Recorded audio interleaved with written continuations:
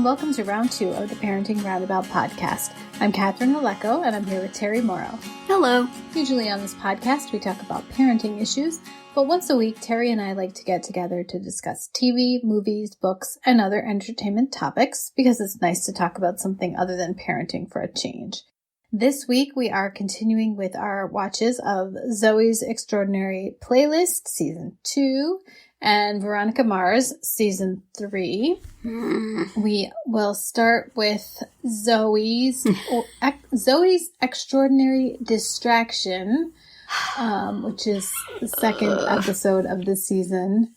Yes. And, I think I just don't want to see Zoey at work. Like, it's too hard for them to make it believable. And I know we've talked about like suspending, obviously, yes, there's a whole element of fantasy to this show, of course.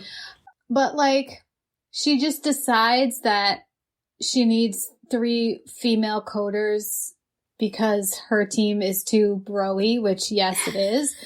But I don't know. She just is like, okay, well, here's 3 women that I can just slot in. I don't know. All of it, the work stuff kind of makes me crazier than the others. The personal stuff also, I did think it was cute the way that they had to have Max try to not be thinking of things, but really take me out to the ball game isn't that much more helpful. To start exploring some of the awkwardness of it, but I'm not really interested in her personal life either. And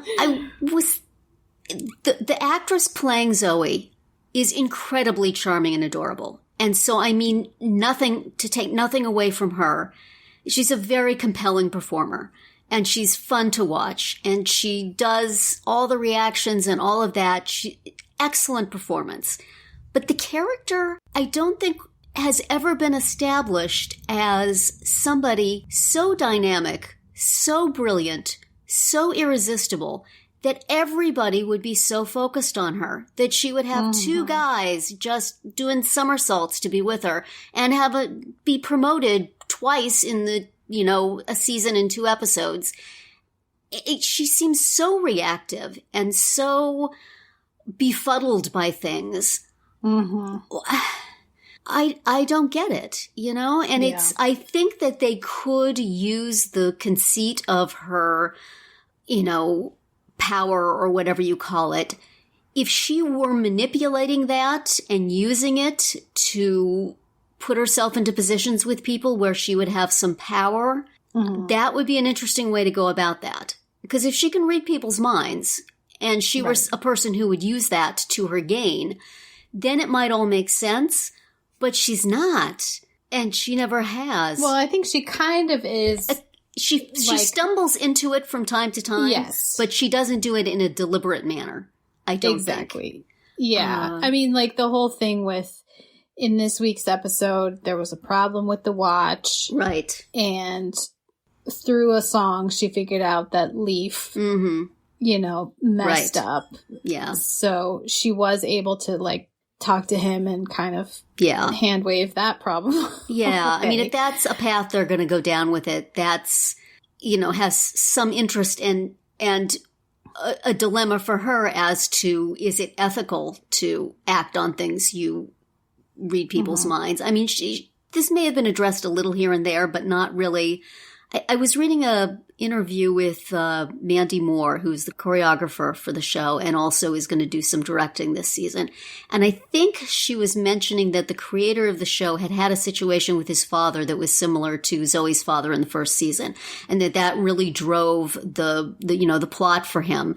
And now that is not there, they're going to have to think of other things to do. And, looking back on the first season, that was the really compelling part of all of this, was the fact, that gut punch from the first episode where her dad, who cannot communicate in any other way, can suddenly communicate with her through this power. Right. And that was always like a thing you hadn't seen before in every episode. When they got to that thing, when they were dealing with her dad, that was something kind of fresh. And now they don't have that. And I don't see anything being put in its place that's not something we've seen before. We've seen workplace sitcoms. We've seen romantic triangle sitcoms. We've seen, I keep thinking this is a half-an-hour show. I guess it's not really I don't know what it is, but we've seen all those kinds of plots. But that was something sort of like a foundation for it that was giving it weight. And now it's just a very pretty balloon floating way up in the air. Right. Because I really don't care about her sister-in-law's sister. No. Showing up. No. Why? I mean, I don't. Yeah. Yeah. It just feels like they're throwing stuff out now and seeing if any of it sticks. And it's, it's enjoyable to see how they work in the musical numbers. Most of the singing and dancing is fun, some more than others. But, I hope that they find something interesting to do with it. Right. And I don't think they have yet for these first 2 episodes. Right. I mean, they needed a reason for the singing and dancing. Yes. But like you said, now there's no weight to it because of her father being gone. So yeah, I wonder if they didn't think they were going to get another season. Exactly. Yep. I wonder the very thing. Might have wanted to stretch that out a little bit there, guys. Might have wanted to have him have a little, we thought we were going to lose him, but no, he's okay. He's better. Yeah. Yeah, exactly. I mean, this is what we were sort of concerned about at the end of last season. How are they going to move forward without having that? And so far, not so well. Right. Yeah. I mean, I hate to wish it ill. It seems like, it's such a confection that it seems churlish to be picking at it. Right. But if it's not going to have that sort of weight to it again, I really wish it was a half an hour. Mm-hmm. Tight half hour, couple of production numbers, cute little situation, that's fine. Yeah. An hour is too long for that show. Mm-hmm. So it will be interesting to see where they go and how far we will be willing to go there with it. Exactly. Well, we seem to be sticking with Veronica Mars, even though it is challenging. I hated this episode. This week, the second episode of season 3, My Big Fat Greek Rush Week. Which right there you can kind of figure it's not going to be. Yeah. Mostly the fallout from Parker's rape. This was Mac's roommate. And with both Veronica and Parker blaming Veronica for not stopping it, not realizing that that's what was going on. When Veronica actually was in the room briefly. Yes. Although I did think Mac made a good point of saying, like, yeah, but I was the one who told you that she was kind of sleeping around. Right. So. Yeah. So then Veronica, now she's not just a private investigator, she's a student journalist as well. Yeah. That whole plot was incredibly annoying because if it was nothing, then she's, sort of ruining people for no reason. And if it was something, what the heck is this editor sending a college freshman into a situation where she could be raped or worse? Mm-hmm. What? Yeah. What? Keep going. Make sure they think you're drunk, and so they'll take you to the special room where they roofie people. Mm-hmm. That seems irresponsible. If you think these people are really doing this, and they found out that she was a reporter, you are putting a young person in peril. Yes. Not that most adults in Neptune give a flying bleep about that, but still. Yeah. Come on. Mm-hmm. Yeah, this was rough. And then the whole thing about Keith and the Fitzpatricks is still confusing. Yes. Because Liam does show up. Well, Liam shows up because Keith laid the trap with the pen that had the tracking device in it. Right. But where was he up until Chekhov's this point? Pen. Why didn't he, where was he before this? I mean, when the pen was moving from Neptune to the jail to the safe house. Yeah, that whole plot I still do not get. Especially because they also really do not care about very much. So, well, and also they really haven't showed Kendall's body. You know, they haven't sort of confirmed that she's dead, because when Keith took the police back there, her body was gone, right? Yeah. But there was blood. A little bit of blood. Yeah, that was all annoying. And my husband, when Keith was walking with that big cane or big stick, and then he like loses it and then just keeps walking. And my husband was like, why was he walking with that stick? It's hard to walk that way. And I'm like, well, I think it's because he's shot. And he said, but now he's walking just fine. So I don't know. But he needed it because it helped him avoid that trap that... Yes, that's true. Maybe that's what he was doing with it. Yeah. That he then laid for... Cormac. His pursuer. And then the whole mock prison thing was just excruciating. And I believe based on a real thing, the Stanford prison experiment, which has been denounced as unethical. Yes. And, either way, I just don't want to watch it. And,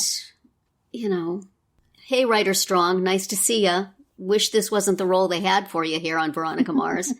And Sam Levine as Horshack.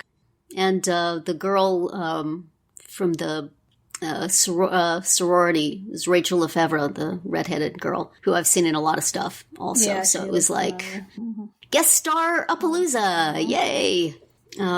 Helps me pass the time. Helps get you through this over yet? 44 minutes. I just really didn't like it. Because if Veronica was going to be in peril, it was too much suspense for me. And if she wasn't, it was just a waste of time. And we're supposed to believe that they're all just A1 super-duper nice girls. Mm-hmm. Just having some fun. Yeah, there's still something going on there. That they... Apparently so. I don't know. Yeah. But now Veronica can't be, like, sniffing around over there because she's revealed the pot farm. And so now even more people are going to hate her. Really, she needs to go out of town. Really, Keith couldn't just, like, sell the painting and send her to Stanford or wherever she wants to go? No? If he knew what she was up to, he would want to get her out of town. So was that the whole thing with the painting, was that supposed to imply that the reason that the Fitzpatricks are so mad at Kendall is because she doesn't have any money anymore because she gave the painting to Keith? Is that the money? Oh, maybe so. I just thought of that. Maybe so. Just now. I did not make that connection, but you may be correct. I mean, she had to have some money that she was living off this whole time that Cormac has been in prison. But she, like, used the money to buy the painting to, like, conceal the money. Oh, maybe. Right? Launder it or whatever. I don't know. But I just don't really understand or care about any of that. Yeah. And I don't know. It was just not a pleasant episode. No, and it seems to open up so much I was like, future is this unpleasantness. Over? It just, when it ended, it wasn't like a resolution or a cliffhanger or anything. It just was like credits rolled. Ended with Logan streaking through the classroom, right? No, there was like a little more after that. Was there something after that? I feel like there was something. Or maybe that was it. And it was just like Wallace being like, I know that guy or whatever. And I don't know. I just felt like when it was over, I was quite surprised. Yeah. Not that I was... a little relieved. Right. Not that I wasn't relieved, but I was just like, oh, this is the end. We're done for today. Okay. Yeah. Okay. Yeah. Not one of the upper tier of Veronica Mars episodes in any way at all. So we got to watch more of these, right? Well, it's up to us. I'm losing my will to binge both of these shows, but I'll power through a little more. Yes, just a tiny bit. Let's see if we can handle it. In the way one does with a New Year's resolution. I said I was going to do it. I'll do it. But do I have to? Yeah. I mean, I am a completist, but we also don't have a big, compelling, overarching mystery to this season, do we? Yeah. I mean, season one was Who Killed Lily. Season 2 was, would Aaron Echolls get away with it? Yes, and also, what terrible thing has Steve Guttenberg done to merit Steve Guttenberg being in the show? So far, we don't have anybody Steve Guttenberg level to... Well, I guess the rapist is the overarching mystery. Yes, but there's 20 or so more episodes, so 20 more girls have to be victimized. Like, that's terrible. There's somebody who makes those shaved head wigs who's looking to make some money. Right. Listen, Veronica Mars producers, let's make a deal. Yuck. No, thanks. Awful, awful, awful. Awful, awful, awful. And I don't really want to watch any more of that either. I would like it to be wrapped up very quickly. I would have liked to have been wrapped up this week, as a matter of fact. Well, or how about last season when they started it? Yes. I feel like they started this... I think this is my problem with this. I mean, of the many problems with the plot, I really don't want to watch something about a series of rapes of young women. But I feel like this whole thing started because they wanted to use the title The Rapes of Graf. Yes. And bring back the guy with that last name. And, look at the punny title we did. And then it's like, oh yeah, we have that plot we did for no good reason before. Let's bring it back. Let's keep going with that. No, let's Didn't want it then, didn't want it now. Agreed. Veronica Mars people, seriously. Go away. You can do better. Maybe they're regretting that they killed off Harry Hamlin so soon too. we could have milked him for another. He could have been the rapist. We could have kept him going for another season. Gosh. Evil Aaron. He probably would have been up for the job. Like, as an actor, this has been working pretty well for him. Let this be a lesson to you, programs. Before you kill off a charismatic character, think it over. Maybe not be so sure. Maybe not show his head being blown off. Maybe just a little more wiggle room. Learn from soap operas. Don't ever actually kill anybody off that you can't bring back. Exactly. Leave Zoe's dad in the hospital in a coma. You know? There you go. Keep your options open. Oh, boy. Well, on that note, should we wrap this up? Yes, please get us out of here. Well, next week we'll be back for more. It's episode 3 of both shows, Zoey's Extraordinary Dreams. And on Veronica Mars, season 3, the episode is called Wichita Linebacker. So this past week it was fraternities and sororities, and next time it's going to be football players. So that should go well. Football! And that's going to be it for round 2 today. Please subscribe to our Parenting Roundabout podcast so you won't miss any of our episodes. We have something new for you every weekday. As always, you can find recaps, links, and an opportunity to comment on our website at parentingroundabout.com. Bye, Terry. Bye, Catherine. Goodbye, everyone.